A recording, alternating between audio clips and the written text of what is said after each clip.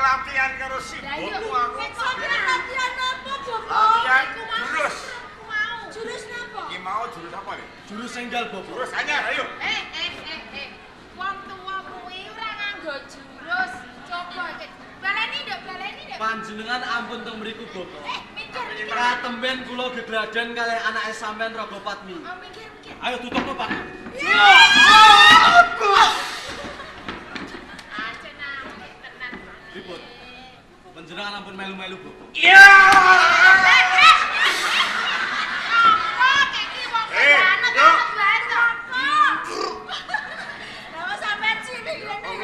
Rasake bendina kok ya muni pakku lho.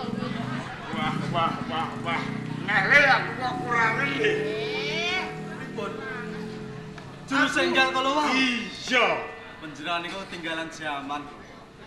Ya memang. Sampeyan yo ngono wong jagarene rene gladi kok kono jurus ngeten ora mudah. Lah pirang-pirang setahun anggonku nyinaoni kowe. Nggih. Aku kok bodoh to? Budune wonten pundi, Bobo? Ora iso gawe jurus sing kaya kok tindakke iki Kula mau. niki nggih mboten ngerti niki wae sing marahi kakang niku lho Rangga Gadung. Ya kowe. Mboten kula selaki, Bobo. Kula sampun dangu sanget manyiswa wonten ing ngersa panjenengan. Kula sampun nalar. Kula sampun saged nyiptakaken jurus enggal nggih kados kala wau. Nalar kowe tegese duwe akal. Akal nganggo pikiran. Terus nyipta jurus anyar, Nggih jurus enggal kala wau. juruse ngrangkul ngene. Ya! Lah wong karo anake dhewe kok ngono gitu. Piye to, Pak niki? Jenengan nek ajeng niru jurus kula, ampun kalih Raga Patmi. Jurus apa le? Wis. Ampun lajengaken malih. Sampeyan kok Bobo ngejek-jeki aku kaget. Wis bendina bapakmu. Ora ngono wong tuwa kok dibodoni bocah to. Wong aku biyen iki ya tau dadi enom, ya tau ngrangkul, ya tau ngam. Sampeyan wani ngambung tenan tak imbuhi 50 sesuk. Tenane. Tenan. Sing ndi le? Sing iki Yuk, Lenduk. wani tenan imbuhi 50 50. diparuh. Seket to, Pak. 100 ngono lho sampeyan. Jenenge Karon seketan. Ya wis bungkus. Aku tak nekat wis to. lho. 100.000 aku tak nekat. Nekat iku apa Engko nek ora ora tak ngerti. ambung aku tutuki. Tak tutuki tenan kengko. Kula ambon. Ambune ditutupi kene, Bapak. Tak tutuki tenan kengko ning kene lho. Kalau mongso iki ya nekat barang ngono lho. Aja. Wong wis tuwa kuwi kudu golek memanise pati. Kowe aja kaya ngono, Pakne. Nduk. Simbokmu semburu, Nduk. Nah, Rancane kok cemburu. Ora. Apa? Kok karo anake dhewe kok cemburu iki ngapa to? Ora aku tak takon ya. Iki mau bener-bener temenan. Pripun, Bu? Iki mau guyon apa ya temenan? Ingkang panjenengan kersakaken. Iki mau nggon jurus iki mau lho, Le. Kok are lahir batin aja ninggal aku seneng kowe, tresno kowe. Tembunge kok runtut to? Nyuwun agih pangapunten sadèrèngipun. Kok pangapunten iki luputmu apa? Estunipun Piye? Heh? Sampeyan wis ngomong wis sampun. Apa? Napa? Niki le. Ngopo napa?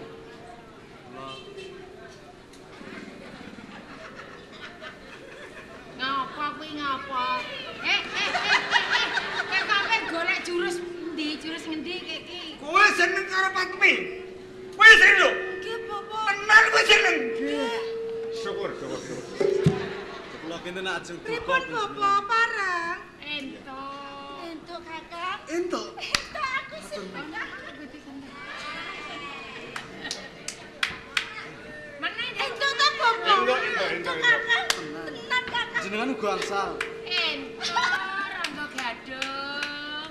Endok kan iki. Ayo. Ya senengan kuwe. Lah wong iki malah aku baru menimpa pakmu karo mbok baleni meneh. Rene salah. Rewel. Nak mriko salah, mriki salah, mriko mawon, Bapak. Ora nemu suwe. Le. Iya. Aku nglenggono. Mergo kowe sakarone iki wis dewasa, wis lumrah. Lanang entuk wadon, wadon entuk lanang. Ya mung sing tak jaluk kudune waras entuk waras. Sing mboten waras sinten? Lah iya nek waras sing wedon ora mathot to, Nduk. Sampeyan waras to, Kakang? Mas aku ya waras. Waras, Bapak. Lah kowe? Waras nemen iki. Ya cocok. Tegese cocok gali gacok.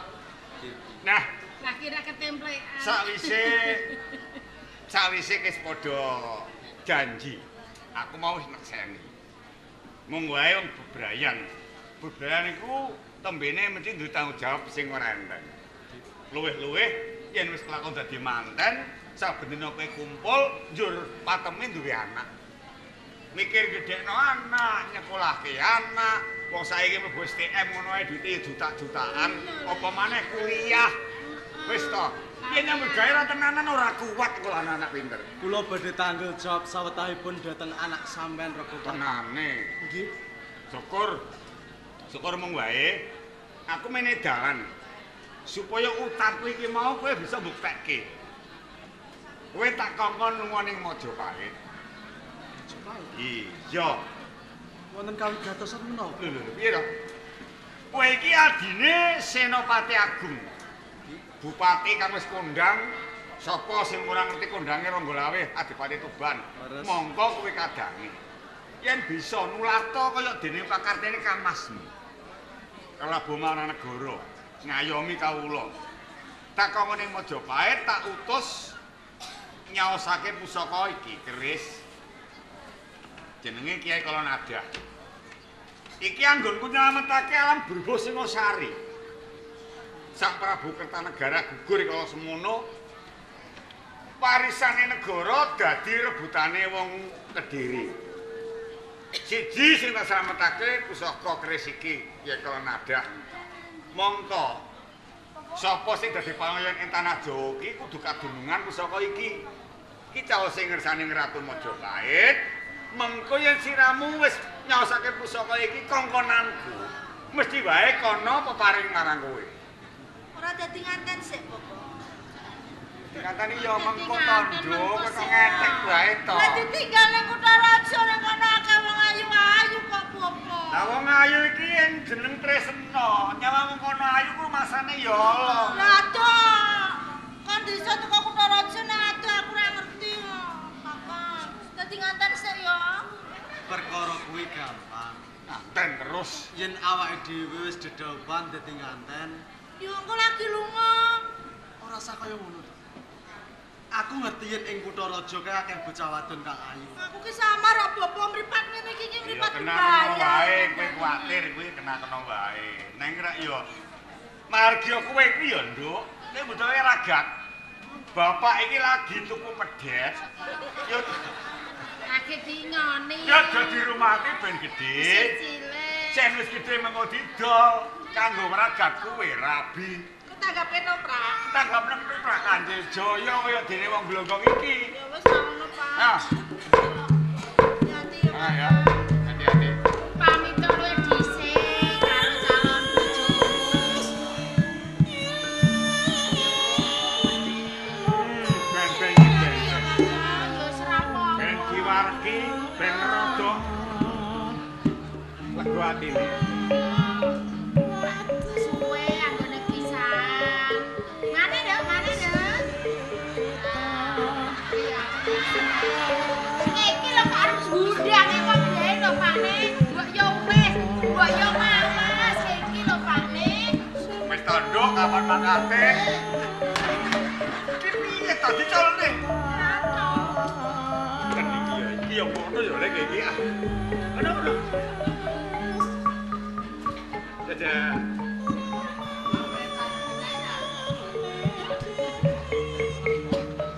Wis ado, wis ado. Iya iya meneh enggak meling bae.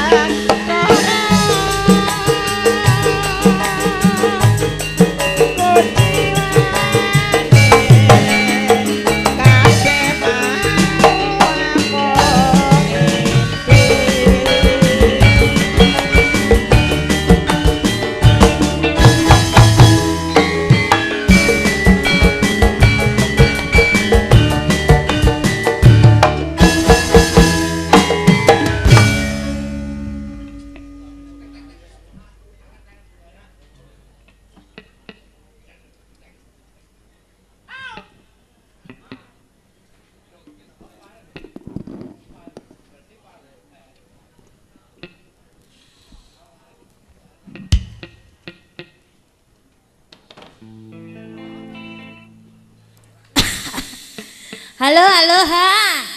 Banter cah. Cedok semangat delok pagelaran Kancil Jaya. Wah, sing putri nglumpuk padha putri ketok Manresi, bareng sing kakung nglumpuk padha kakung ketok jangkung ketok bagus-bagus. Ini dalam acara bersih desa. Kemut nganti. Bersih desa sedekah bumi. Medala iki yo matur nuwun sangat kalian segenap warga Glonggong ingkang sampun kersa panimbali pagelaran Kancil Jaya. Ya wis didongak-dongakno wae bubar nanggap pagelaran Kancil Jaya dipun paringi seger kewarasan nyambut gawe lancar nggih Bu Pak. Angge sing tuwa ya panjang yuswane, sing enom ya cepak jodone, cepak rezekine, amin ya rabbal alamin. Untuk awal Jumat Kancil Jaya juga tak lupa aku spesialkan buat bapak-bapak panitia penyelenggara Kancil Jaya. Terima kasih banyak atas undangan dari Anda sehingga Kancil Jaya bisa hadir di tengah-tengah warga Glonggong. Matur nuwun sanget. Kancil Jaya mijil saking desa Trangkil, Dukuh Bandengan, Kecamatan Trangkil, Kabupaten Pati, Bumi Minatani, dipun pangarsani dene Roko Mas Jumadi Kancil, dagelan yang sudah tersohor di antero jagat. Untuk awal Jumat mau sore wis diaturi dangdutan nggih Bu. Niki campur sari nggih. Yo aku nek kene nek kaya guru TK nduk. Nek yo gak apa-apa ngene iki nek prai ngetoprak yo ngiras-ngiros yo Mbah yo. Dan tak lupa di malam hari ini didukung oleh audio sound system Krishna, juga video syuting RHS. Cetone cah. Dikasih ada Lungi Tengah Asmara Sumangga ya Mas. Campur sari nih mau permintaan liwung dari penggemar Kancil Jaya sudah dikasih. Terima kasih banyak buat penggemar Kancil Jaya. Semoga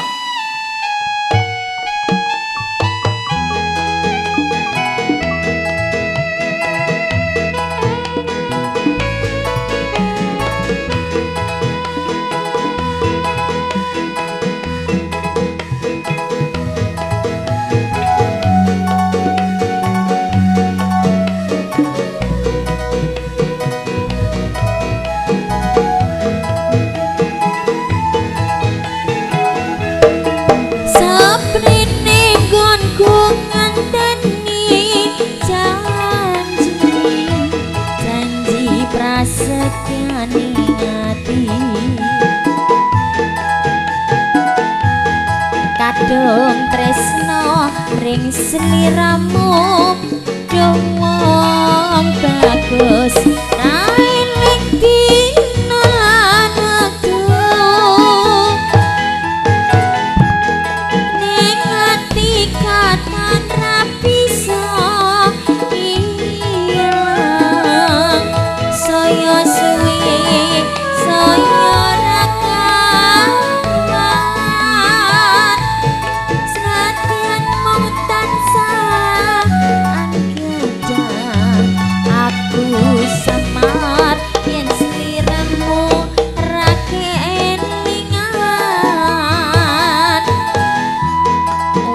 bagus tak anti-anti jok pijer sama ya wae aku tresno karo kowe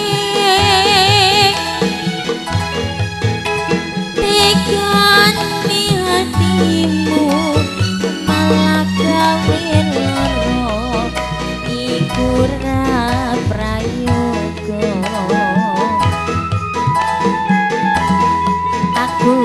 ora bakal mundur, aku ora bakal mlayu yen durung nyanding sliramu ukurane tresno dudu bondo nanging lungi Pak Bayan Topo sugeng midhangetaken Pak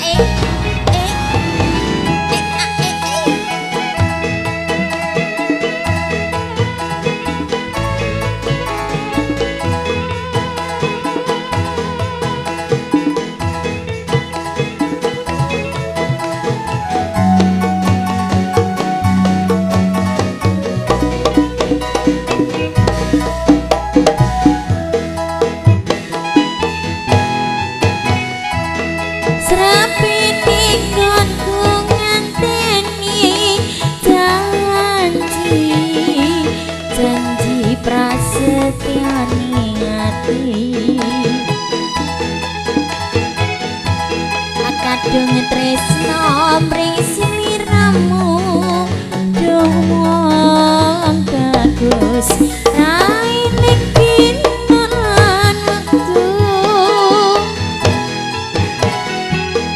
ning ati katon ra bisa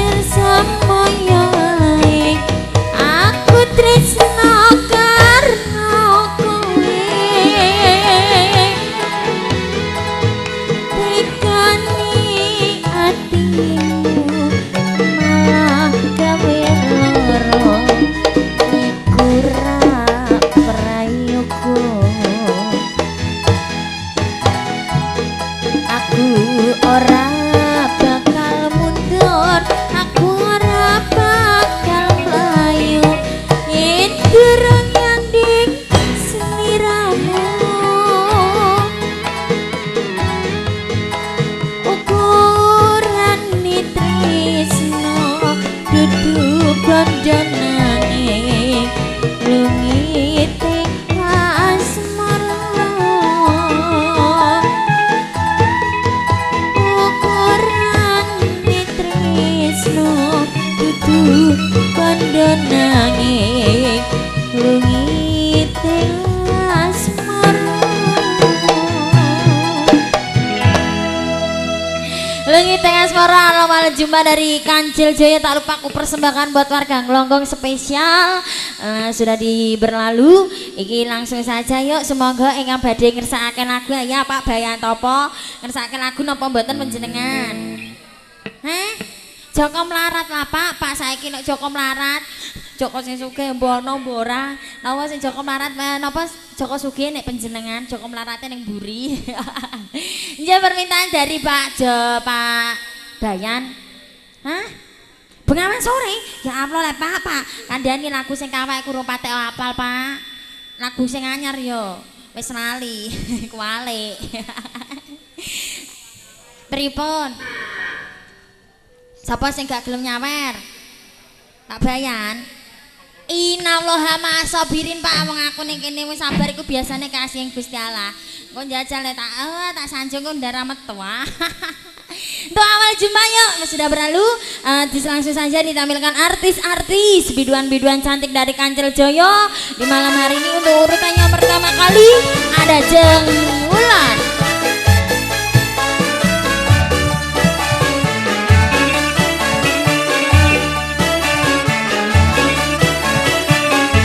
Kancil Joyo oke, Kancil Joyo ngejos. Iya iya iyo iya iya iyo iya iya iyo iya iya iyo iya iya iyo iya iya iyo. Jos. Ra ngono lho, Nduk. Ayo do melek sik. Mripate kok iso abung-abung cah. Iku pawakanku iki lho.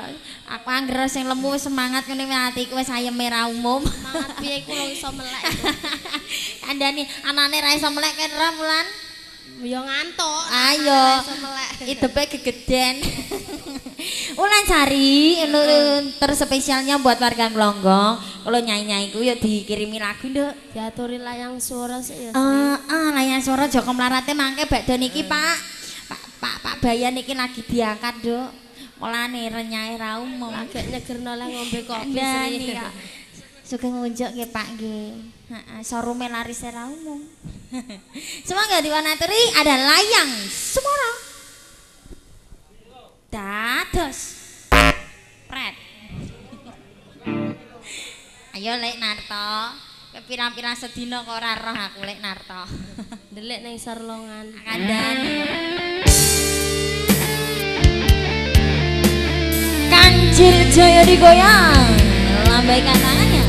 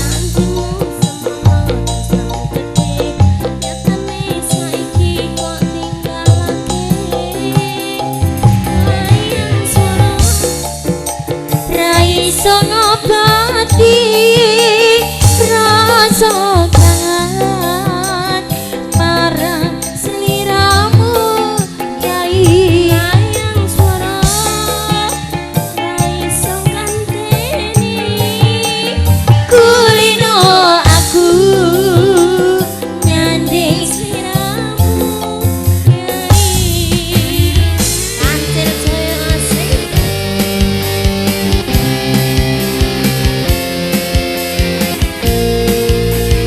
ayo yi goyangi bokonge layang swara ra iso ngobati rasa kangen marang sliramu yai layang swara ra iso ganteni kulino aku nyanding sliramu yai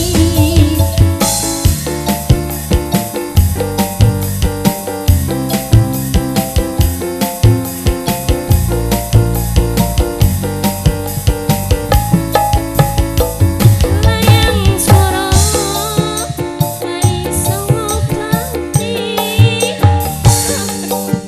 kangen marang sliramu yai layang swara ra iso ganteni kulino aku nyanding sliramu balik layang ra iso ngobati rasa kangen marang sliramu yai layang swara ra iso ganteni kulino aku nyanding sliramu yai layang swaramu mung nambahi kangen ing atiku layang swaramu mung nambahi kangen ing atiku layang swara sudah berlalu iki mbok jajan apa ora iki? Heh? Engko tekan omah turu ya. Aja tekan dindi mun ndak pola tekan dindi engko. Andani aku ngandani wong iki pirang-pirang dina Ngono ya mbok jak bereng kok. Heh? Ngono mbok jak bereng. Kandhani mbahmu iku kok ning omahe kok, Un. Pendengar dembang ngono ora dijak ning omahe kok. Un, Iya, Mbak. mbok piye? Ayo, Dak. Oh, bocah ayu ning ngene mbok undang mbok. Mbok semene iku anak-anak sepiro.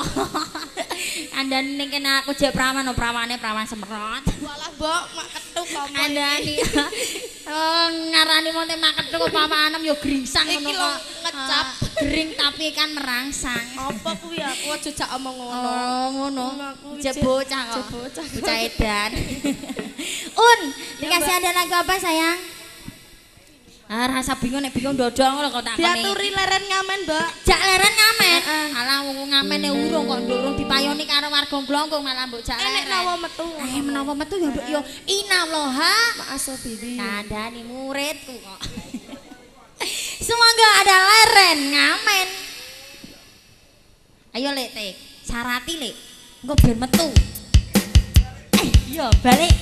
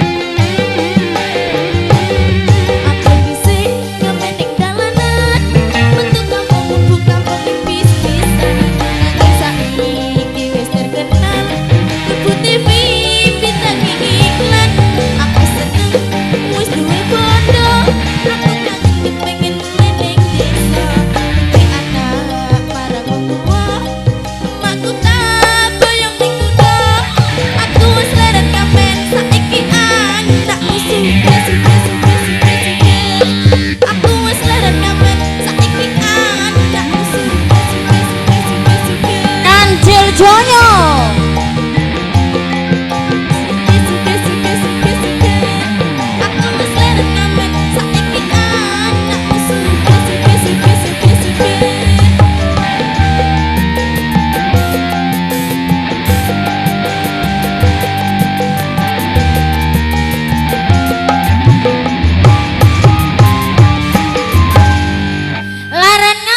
Bersemana Rijang Uun sudah berlalu. Iki mau sunane Pak Bayantopo Joko Melarat Pak. Oh kandhani innallaha ma'asobirin mesti diteri dhewe. Lho dik mau sampun to Pak e. Nah 20.000. Pak Bayantopo ki mau ndak ngalamun ah. Ngalamun aku nopo. Aja-aja ana bojone. Ana anake mau sing nyanyi pacobane urip wah bakat tenan iki putrane. Suarane apik tenan. Joko Melarat Pak. Mega bisa. Tak atasane gajok wate. Joko Melarat yuk Pak. Ane aja dul-dul lho ya. Ditayubke Pak. Ngagem tayub. Monggo kersa. Karo ndi Pak e? Seneng buri. Waduh aku nek kon tekan buri ra ngatasi aku iki Pak. Aku tau tekan buri ngene ku halah ketiban sarunge metu sicok kok Pak. Tapi sak wonge kandhane sumangga Joko Melarat minangkane pamuritan saking Bapak Bayantopo lagi diangkat dadi bayan iki mulane sumringah hatine.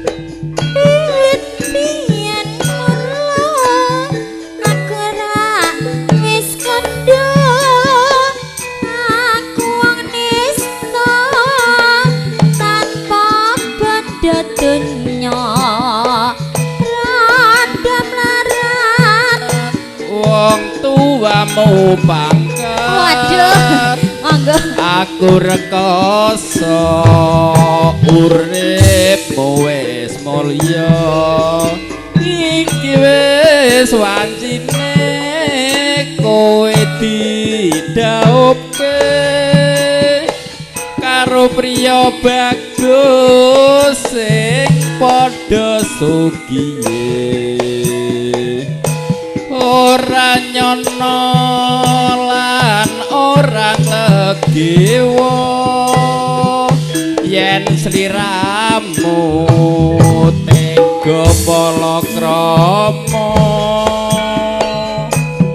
srengenge ngulon parane yen bengi rembulan jeneng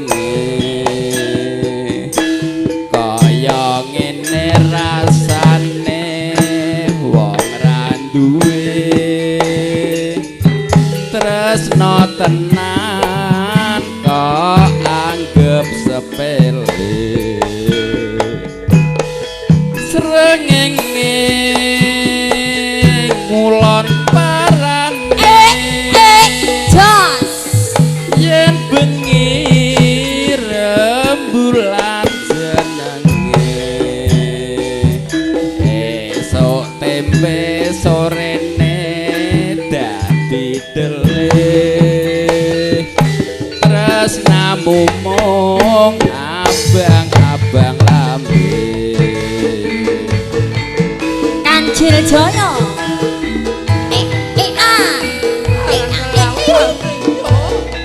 monggo Bu kula aturaken lenggah mirsani pagelaran Kancil Joyo.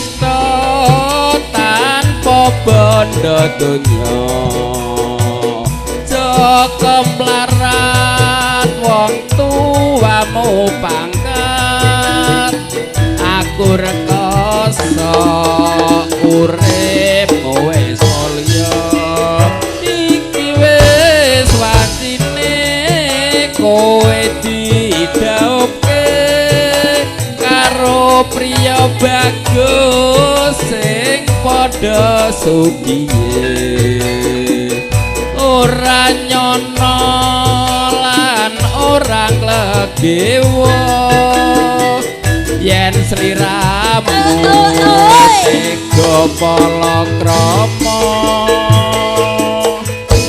srengenge ngulon parane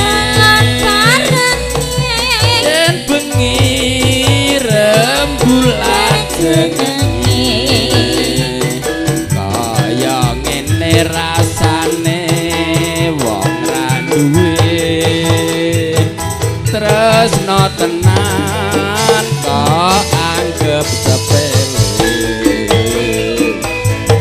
srengenge ngulon parane yen bengi rembulan jenenge esok tempe sorene dadi delih tresnamu mung abang-abang lambe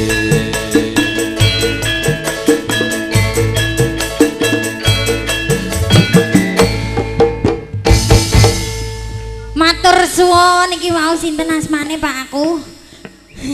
Waduh, urung kenalan aku jebule anggota anyar cah. Joko mlarat minangkani pamundutan saking Bapak Topo. Sampun dipun aturi Pak Bayan Topo. Tanduk apa ora Pak? Biasane nek sak lagu 10.000 iki je 10.000. Andane kok nek sak lagu mbok regani 20.000 ya matur nuwun. Untuk urutannya ketiga kalinya langsung saja ndak panjang kali lebar artis dari Kancil Joyo ada Jeng AC Kancil Joyo.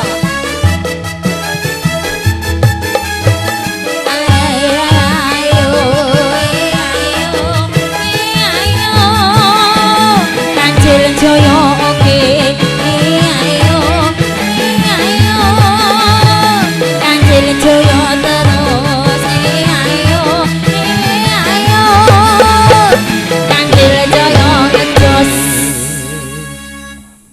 ayo seh lah ilu mau kayak mang bar mangan opo ora leh nduk mlaku nem kok iso mekeh-mekeh kandhane kok lho ora ngono awakmu lemu kok balung mbloke tok kelebon apa maklum dalam pundi mana sih Allah jebule ku diaturi ukur blokon lho pacobane urip sik pacobane urip kanggo pemeling warga glonggong kabeh ya nduk ya wong urip ning alam donya iki mesti ana cobane ora seneng terus ya ora susah terus mesti dicoba sumangga pacobaning urip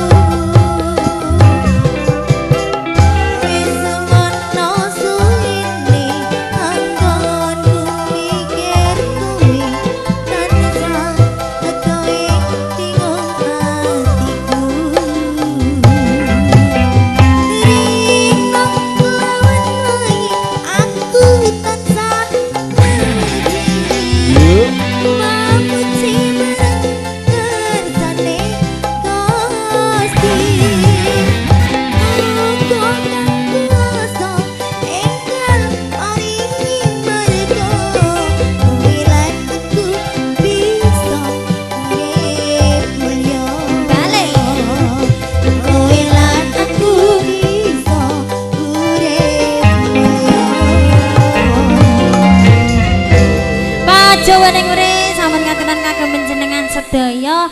Campur sari yo wis diaturi, tayub yo wis diaturi, dangdut rancak wis diaturi. Langsung pokoknya Kancil Jaya komplit tak mengecewakan di hati Anda semuanya.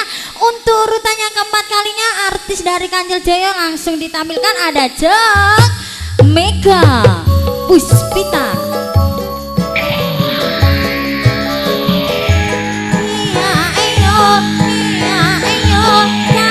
Jaya tetep jaya iya iya iyo iya iya iyo iyo iyo wae iyo wae iyo wae Kancil Jaya tetep jaya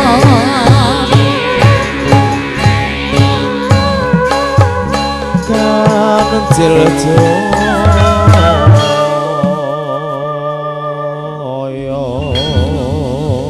wah spotnya gayang tenan komplit pokoknya tak serba bisa.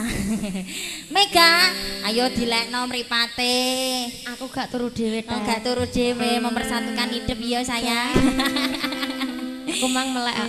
Melek ora ngono dandane ana dijambul denger nek bathuke rondak ciut sithik dikeki poni. Mega campur sari apa dangdut sayang? Diaturi kena goda. Kena goda campur sari kembali wis pokoknya di malam hari ini lakone campur sari. Mau sore wis dangdutan poya-poya, jingkrak-jingkrak wis diaturi. Semangga langsung dipun aturi mawon kena goda. Ning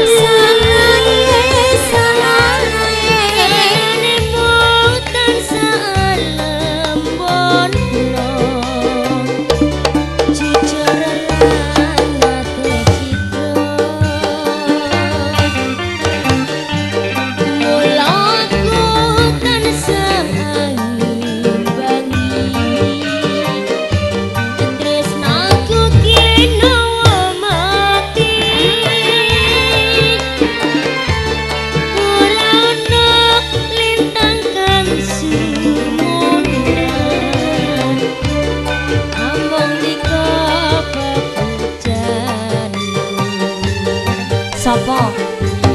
Seliramu pamit tugas ngayahi Ndreng rahayu ning sesami Nggonku muji karya pasuki Sok pananggonmu poli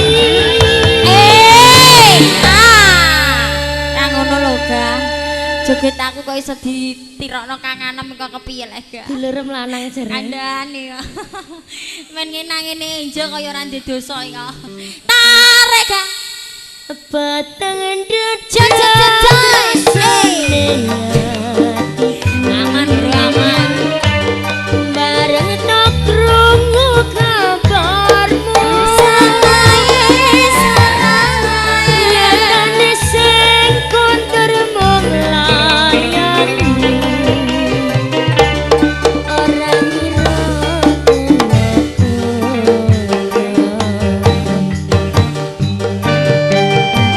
Kancil Jaya.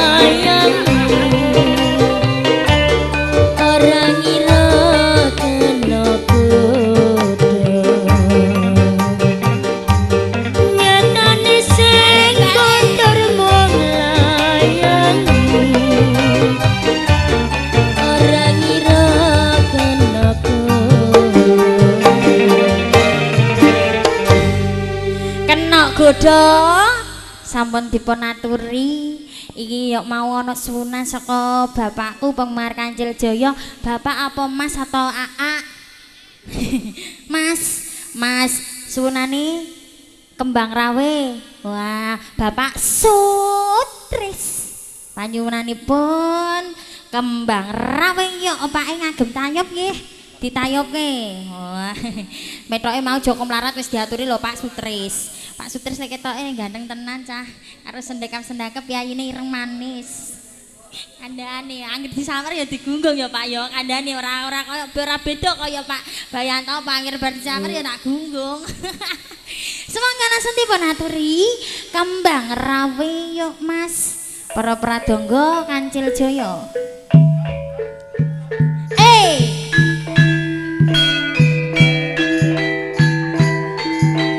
Napa Pak Sutris?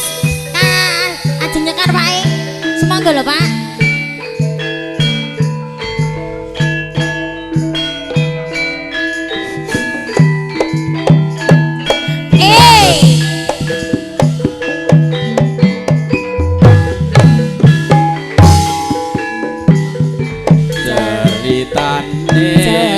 Ceritane wong seneng tunggal sabale wiwitane lungguh jejer saben dinane. Oh, mosok saya suwe saben jejer nyekel tangane. Yuk ya banjur ngomong Mas ya kowe ceritane wong seneng tunggal sabale wiwitane